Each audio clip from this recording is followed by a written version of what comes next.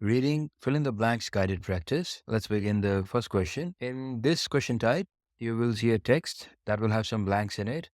And below the text, you will see a number of words. What you have to do is you have to drag the words from that pool, the option set, and drop them into the correct blank. So for each blank, you need to find the correct word from the pool of words given at the bottom of the text. Let's look at the first question. Give you some time for this. And if you want more time, you can pause the video and then we will have a look at the solution.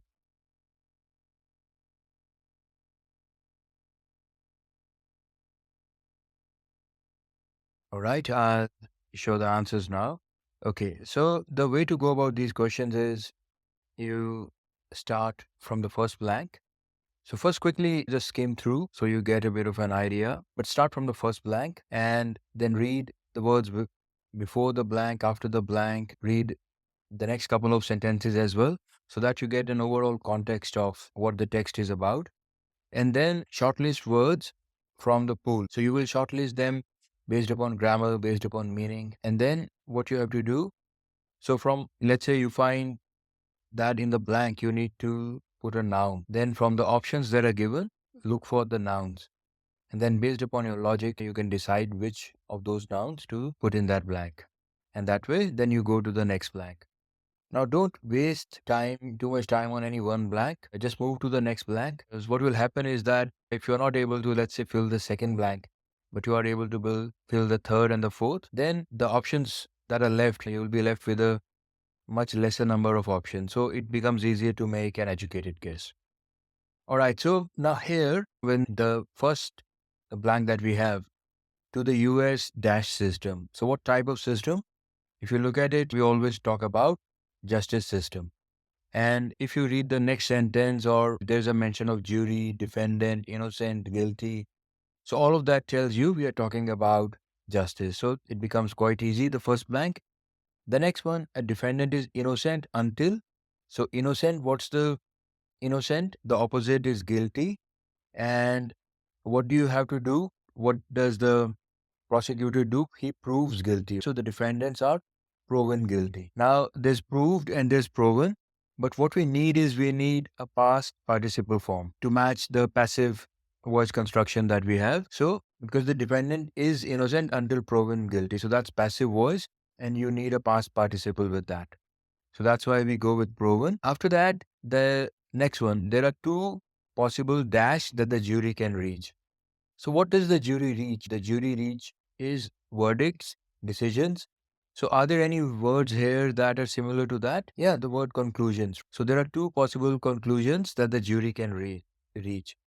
Now, if you look from the grammar angle, exceptions, there are two possible exceptions, but the juries don't reach exceptions. They reach verdicts, decisions. So that's why we go with conclusions. And now the final sentence and the final blank. In the first case, the prosecutor had enough to reject the null hypothesis and support the alternative claim. So to support a claim, what do we need? You need a reference. To reject a hypothesis or to support a claim, you need an evidence. So evidence is similar to a proof. So if somebody is claiming, they need to give the evidence. They need to give the proof of that. So that's why we go with evidence. So you see, it's possible to, someone can just first analyze the sentences and decide what form, what grammatical form will go there. Will it be a noun? Will it be an adjective? And then shortlist and then decide. But a lot of times, if you have just understood the context, you've read the next sentence and a few sentences and got an overall idea of what this is about, you can simply make your choices based upon the logic. Let's go to the next question. Pause if you want to try this question and then come back and resume. All right, here are the answers. So the first one, considered highly intelligent dash energetic. So energetic. So we need an adverb here to modify the adjective. So they're talking about, I think, these dogs here, because if you read the rest of the sentence, in sheepdog trials and dog sports, so who will participate in dog sports? Dogs will participate. And they are telling us the qualities of it. So energetic, is a quality, and then extremely energetic. So that is becomes the correct word that we need to fill in. And also, if you see, it's parallel to highly intelligent. It's similar construction just before the comma. So after that, we will put extremely. They frequently dash with great success in sheepdog trials and dog sports. So they frequently. So what do we need? We need a verb here. And what do people do in trials or in sports? They participate and they compete. They compete to succeed. So that's why what we will put here, we will select the word compete. They frequently compete. If you see, there are maybe compel, but they frequently compel with great success doesn't make any logical meaning, even though grammatically that might be correct. After that, they are often dashed as the most intelligent of all domestic dogs. So if you just look at this blank, they are often dashed as the most intelligent of all domestic dogs. So they are what? Again, we need a verb that talks about the action. So you can say they are often referred to, they are often spoken about, they are often talked as the most intelligent of all domestic dogs. So the synonym for that, the word that has a similar meaning is cited. CITED. Right? You might have in your academic studies at university come across the word citations. So yeah, that's referring in a formal, in an academic sense. They're often cited as the most intelligent of all domestic dogs. Border collies continue to be employed in the traditional work of dash livestock throughout the world. Border collies continue to be employed in the traditional work of dash livestock throughout the world. What do we do with the livestock? What's a work that is related to livestock? That is herding, as you know, herding the cows, herding the animals, herding livestock. So you've heard that. So the correct word here is traditional work of herding livestock throughout the world. So again, based on a combination of grammatical reasoning and then logical meaning that fits into the overall context here. So this is about describe a para about border collies, their qualities and the things that they do. So it's essentially just about that. So if you understand the overall context, that's why we say don't just decide a blank based upon just that particular sentence, or just read the next word and see what will come here and the previous word and what will come here. You need to see the whole sentence and the next couple of sentences so that you get an overall idea. Let's go to the next question now. Question number 3. Again, if you need to pause, you can do that. Feel free to pause the video to try this question.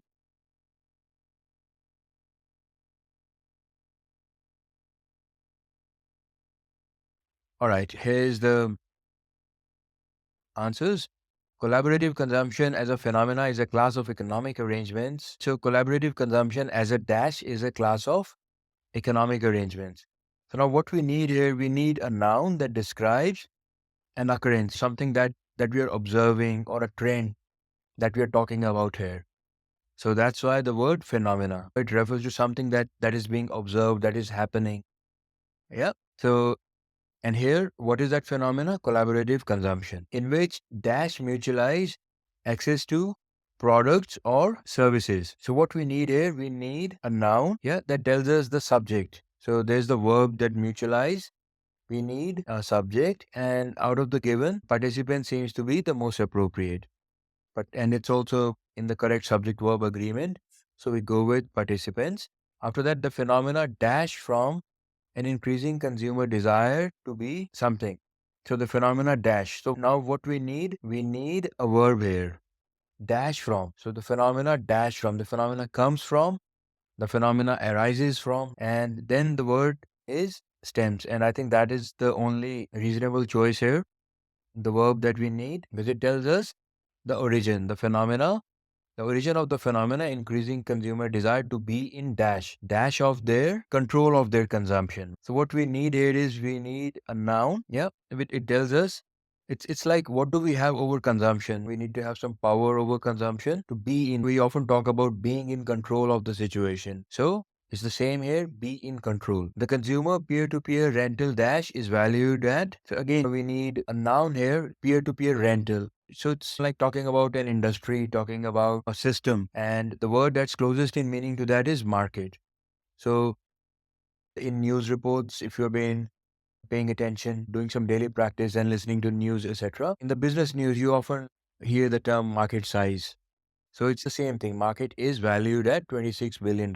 Now, grammatically, you can also say that the rental revenue, somebody might think that revenue is, but you don't value revenue. You value a market because revenue itself is the value. So that's the difference here. Okay.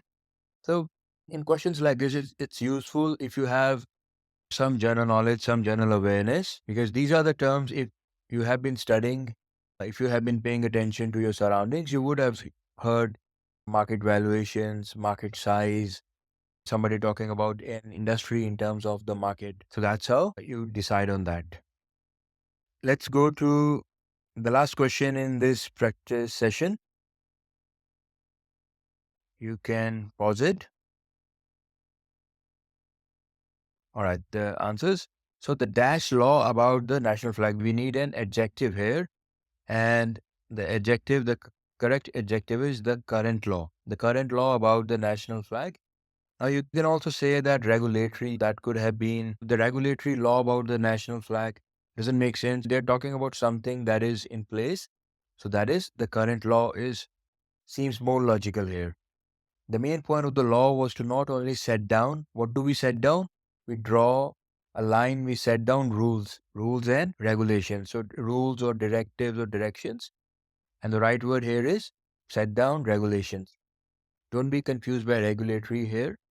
So you set down regulations, not regulatory. So regulatory is something that pertains to regulations, such as a regulatory framework using which somebody can set rules and regulations. The law also dash, so that everyone shall.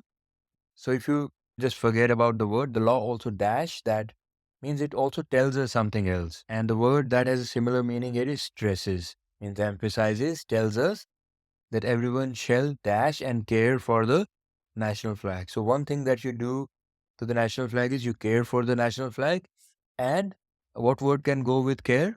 Respect. That everyone shall respect and care for the national flag. So that's it. Quite simple. Use your logic, ask the right questions, and look at the words that are around, look at the whole sentence. That will give you a lot of clues. For example, here we looked at the sentence from reverse and care for the national flag. And then there's and. So on both sides, there has to be something similar. So you do this and this for something. If one of those things is care, then which is the word which is closest in that respect? So it's respect. Okay. So if you ask the right questions, if you analyze what's before the blank, what's after the blank, then it becomes quite easy to arrive at the correct answer.